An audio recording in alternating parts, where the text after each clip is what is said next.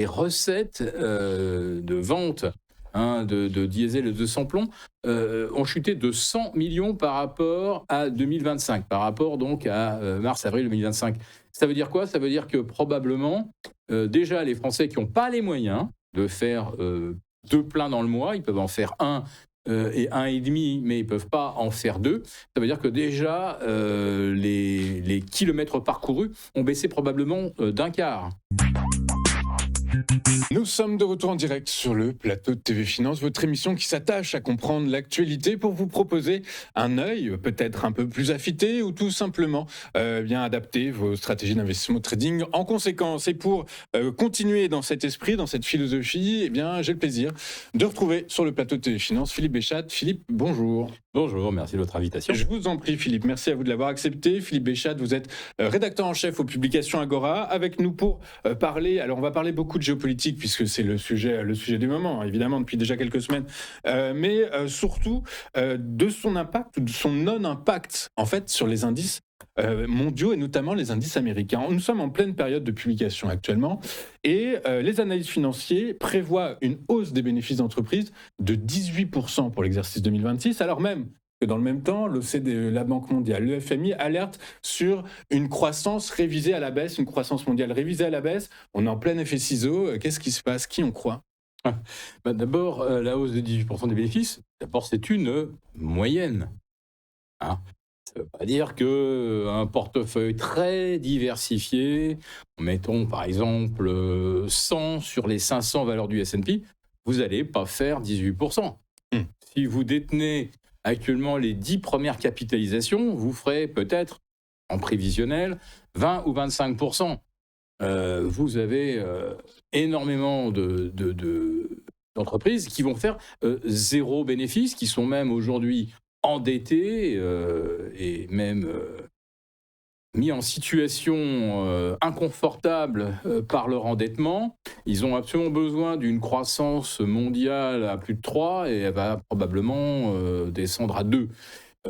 Et puis, c'est vrai que ça ne coûte rien de prévoir des profits mirobolants. Ce qui compte, c'est que les gens continuent d'entretenir le bull run. Je pense que ce bull run, et c'est mon sentiment, est là pour procurer ce qu'on appelle de l'exit liquidity à de très très grosses mains qui sont proches des cercles du pouvoir américain, qui gagnent presque à tous les coups, puisque là, la BBC a identifié un acteur qui a placé 11 trades gagnants et jamais plus d'une demi-heure avant que Trump publie quoi que ce soit.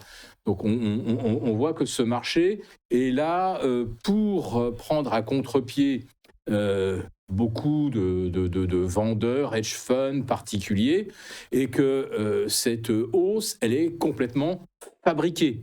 Et on va donc fabriquer aussi le discours qui va avec la hausse pour la rendre rationnelle ou plutôt acceptable. Si on vous dit que c'est une hausse orchestrée par des d'initiés qui passent leur temps à prendre à contre-pied des positions, parce qu'en fait on mesure les flux et on mesure le marché en termes de positions, on se dit bah tiens là il y a de l'argent à se faire en pliant les vendeurs et en les obligeant à se racheter. Et bien là, on essaie de construire un discours qui rationalise une hausse qui, évidemment, n'a aucune justification et surtout qui n'a aucun équivalent, puisque vous prenez par exemple l'indice SOX, et il vient de progresser 16 séances consécutivement. Donc depuis 1892, jamais Wall Street n'a connu une série de hausses de plus de 12 séances. 16 séances, évidemment, ça n'existe pas. Et sur le SOX, on était hier à 39,7% de hausse depuis le 1er mars. 39,7% de hausse. Autrement dit, on a eu en 3 semaines la hausse de 3 ans, grosso modo. Voilà. Justement, le SOX, l'indice auquel vous faites référence, c'est l'indice des semi-conducteurs de Philadelphie. Oui. Alors justement, vous avez dit que c'était une moyenne, c'est 18%, qu'il y a des secteurs qui seront à la peine, mais d'autres forcément qui tireront leur épingle du jeu. Est-ce que l'intelligence artificielle en fait partie? Pourquoi pas? Probablement. Maintenant, le PE moyen de ces valeurs, il est supérieur à 50. Voilà, c'est-à-dire que je revois ma mise dans 50 ans. Je la revois dans 8 ans sur Total Énergie et je la vois dans 50 ans sur l'IA. Bon, alors, il y a intérêt à ce que l'IA fasse des merveilles et des prodiges dans les 3-4 prochaines années. Alors, c'est effectivement dans ce secteur qu'on peut vous dire il y aura 30-40% de profit parce qu'on est juste au début, ça commence juste, comme en 99-2000 avec l'Internet, ça commence juste, et c'était vrai. C'était vrai. Bon, et là, on commence juste. Donc, les hypothèses de croissance, chacun peut, à peu près au doigt mouillé, mettre ce qu'il veut. Pourquoi pas 150% de croissance sur AMD dans 3 ans, parce que AMD, d'un seul coup, se lance à la poursuite de Nvidia, développe de nouveaux brevets. On peut absolument tout dire. Et à ce moment-là, oui, je sors mes 18% de progression des bénéfices, auquel cas, un rebond de 16% du S&P en l'espace de 3 semaines, quelque part, ça peut faire du sens. Mais tout ça n'est qu'une construction intellectuelle, mais avant tout, surtout, une construction technique à base de bras de fer entre vendeurs et acheteurs. Et en l'espace de 3 semaines, on est passé d'un marché qui était très très bear, avec des gens très couverts, et on a battu, je pense que c'était vendredi dernier, avec les 3 sorcières, on a battu un record de ratio call-put. C'est-à-dire que là, tout le monde est maintenant acheteur. On est passé de vendeur à complètement acheteur, d'un extrême à l'autre, avec des conditions réelles qui se sont en fait dégradées. Chaque jour de blocage du détroit d'Ormuz est un jour perdu pour l'économie mondiale et qui accroît les difficultés qu'on va devoir affronter dans les prochaines semaines. Alors, vous parlez de bras de fer entre acheteurs et vendeurs sur les marchés financiers. Il y a, comme vous venez de le faire, comme vous venez d'y faire référence, il y a plusieurs autres bras de fer qui sont actuellement en cours au niveau géopolitique. Le principal, le plus médiatisé, c'est celui entre Washington et Téhéran. Donald Trump a accepté de proroger le cessez-le-feu qui arrivait à son issue hier, sans donner de date butoir. S'il n'a pas donné de date butoir, Philippe, est-ce que finalement, c'est que dans le fond, on doit comprendre que les 2 acteurs sont dans une impasse, en réalité ? C'est l'analyse qui aujourd'hui domine. On est dans une impasse. Et pour l'économie mondiale, cette impasse vaut une poursuite des hostilités. En imaginant que les hostilités ne visent pas spécifiquement les installations gazières, raffineries, ports, portuaires, c'est comme si le conflit se poursuivait sous une autre forme. Ce qui est central, c'est la réouverture de détroit d'Ormuz. Et peu importe la raison de sa fermeture ou de sa fermeture à double tour, puisqu'on a un double blocus, pour l'économie, chaque jour de fermeture est un jour où les difficultés s'accroissent. C'est aussi simple que ça. Alors, vous dites qu'effectivement, l'élément déclencheur sera la réouverture du détroit d'Ormuz, mais on le sait bien que tout va prendre du temps, tout ne va pas se remettre en place.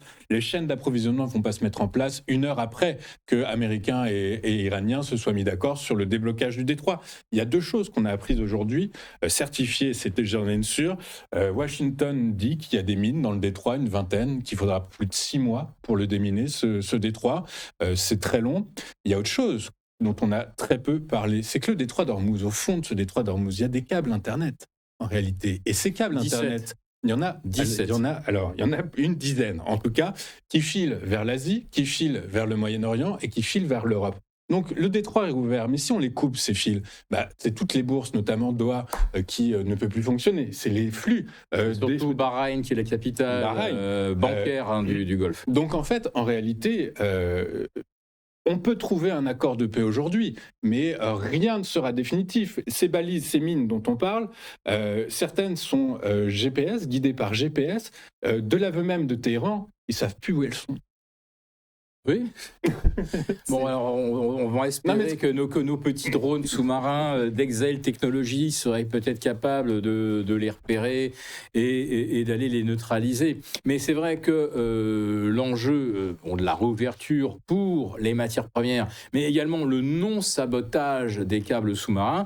Donc, l'étude que j'ai lue faisait état de 17 câbles majeurs. Voilà. Grâce auquel la place boursière et financière de Dubaï, Dubaï, c'est 5000 entreprises internationales qui sont bien sûr toutes connectées à Londres, Singapour, Wall Street, etc. Donc c'est évidemment vital. Pour le Qatar, les câbles sous-marins, ça permet également de suivre en temps réel le trajet des méthaniers. Ça permet de négocier en temps réel les contrats sur le gaz. Si vous n'avez plus de liaison Internet, vous ne pouvez plus négocier ni le gaz, ni le pétrole, ni le naphta, ni l'ammoniac. Tout s'arrête. Les places boursières bien sûr de Dubaï, mais vous avez également un hub bancaire très important et à Bahreïn. Donc là, d'un seul coup, ça veut dire que c'est une disruption également du système financier. Et puis, vous avez raison, qu'une partie des câbles ressortent non pas seulement vers Londres, mais vers Singapour, vers Hong Kong. Parce que les principaux acheteurs sont plutôt en Asie pour ce qui est du Golfe. Donc, d'un seul coup, la coupure d'un lien tel que celui-là provoquerait probablement un krach boursier mondial. Oui, c'est possible. Il y a un autre front aussi. Actuellement, il y a des exercices militaires américano-philippins dans une autre zone encore plus critique. Une autre zone du monde encore plus critique. Pareil, on en parle très peu, il faut tendre l'oreille, il faut se renseigner. C'est le détroit de Malacca. Le détroit de Malacca, par où transite 40% du commerce mondial, c'est beaucoup plus que le détroit d'Ormuz. Effectivement, il n'y a pas un Molaïstan juste à côté qui menace de tout détruire.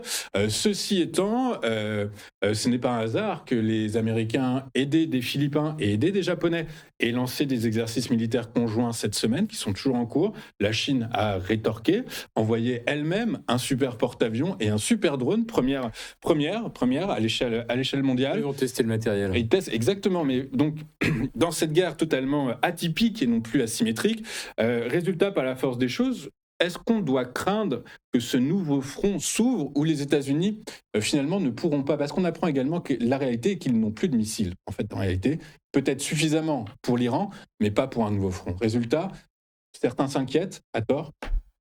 En tout cas, on sait que les Américains ont déplacé du matériel de très haute technologie, type dôme de fer. Ils en ont déplacé de Corée. Ils en ont déplacé du Japon également, à ma connaissance. Donc les États-Unis sont peut-être effectivement au bout de ce qu'ils sont capables de soutenir d'un point de vue logistique, d'autant qu'il y a toujours le conflit en Ukraine, où il y a aussi une demande de matériel.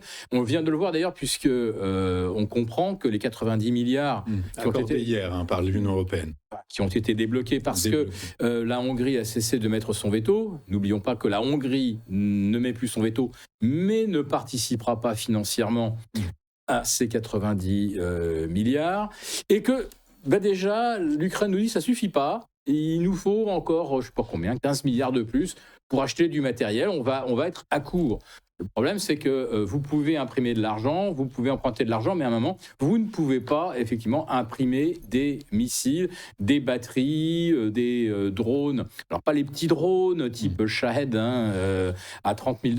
Là, je parle des drones américains à 250 millions de dollars l'unité. Il y en a un qui a été d'ailleurs abattu, je crois, hier ou avant-hier. Donc, on est sur des matériaux extrêmement coûteux, mais ils sont coûteux parce qu'ils sont également très très longs à fabriquer. Et c'est ça qu'on découvre, c'est que les chaînes logistiques américaines n'arrive pas à produire aussi rapidement des missiles patriotes et des drones, je ne sais plus quoi, 256, qui valent des centaines de millions de dollars, alors que des petits drones à 30 000, on peut en sortir des centaines par jour. Voilà. Et donc là, les États-Unis sont en train de perdre quelque part la guerre asymétrique.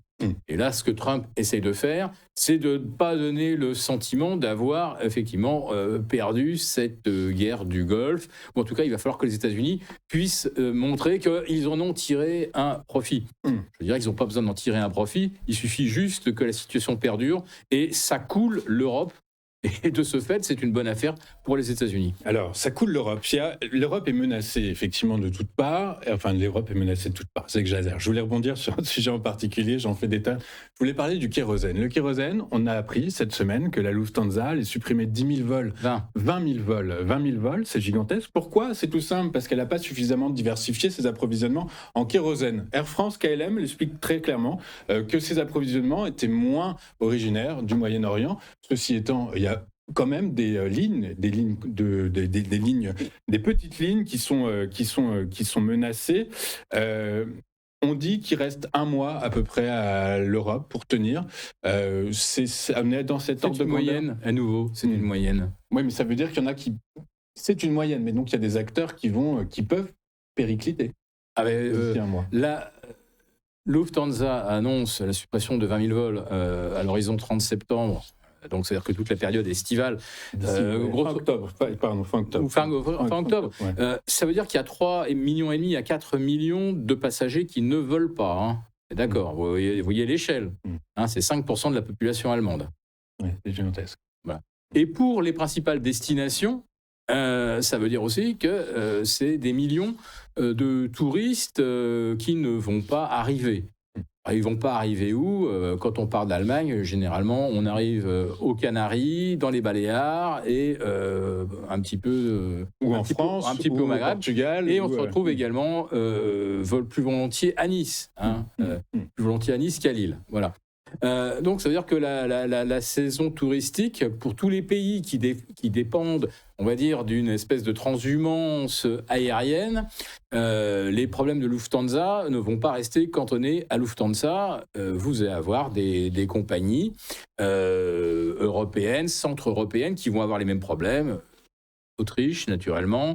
Je pense que... J'ai vu la Norvège. Il y a les compagnies low-cost norvégiennes Norse Atlantic qui a supprimé des vols au départ de Los Angeles.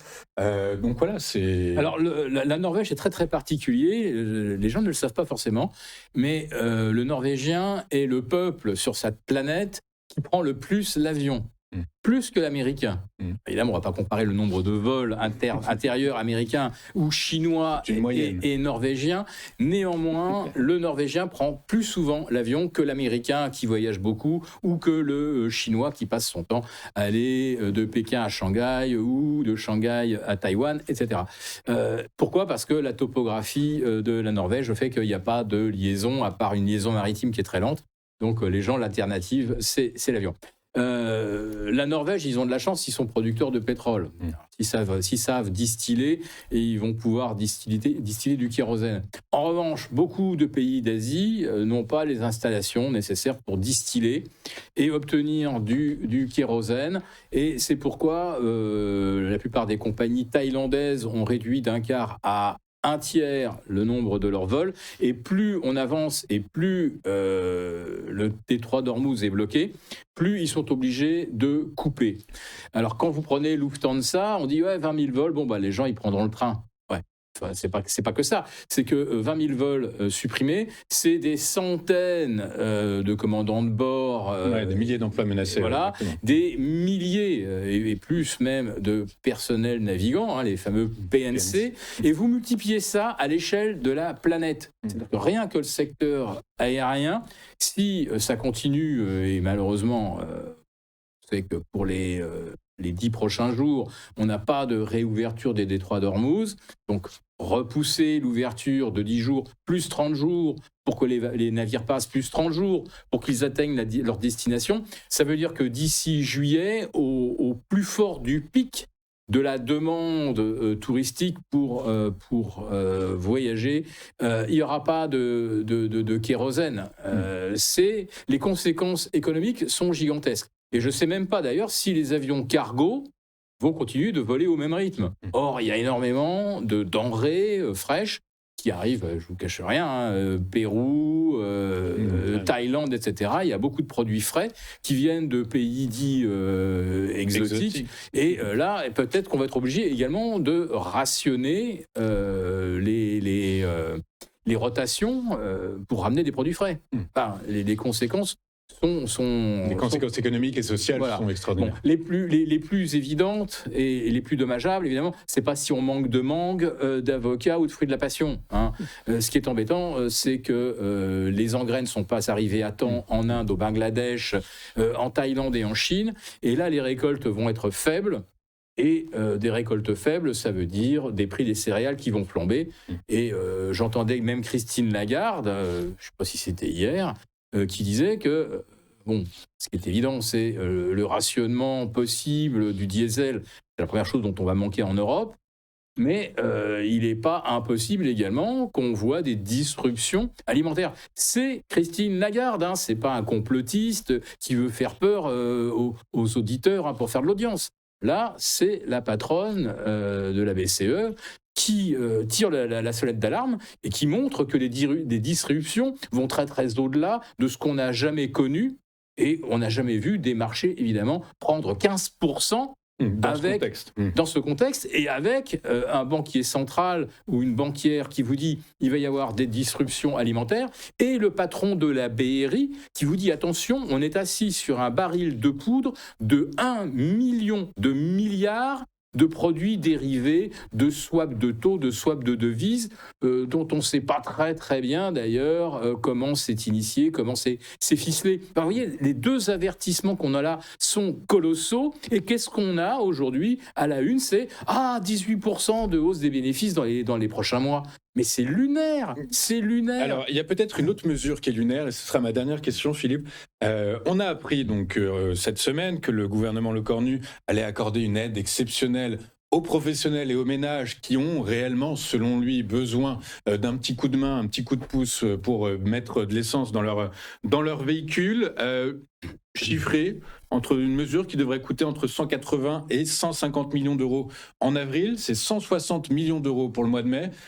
Les experts économistes qui se penchent sur ce dossier disent, en réalité, si on veut vraiment que tout le monde puisse trouver une bouffée d'oxygène, c'est une mesure qui devrait coûter peut-être 2 milliards d'euros.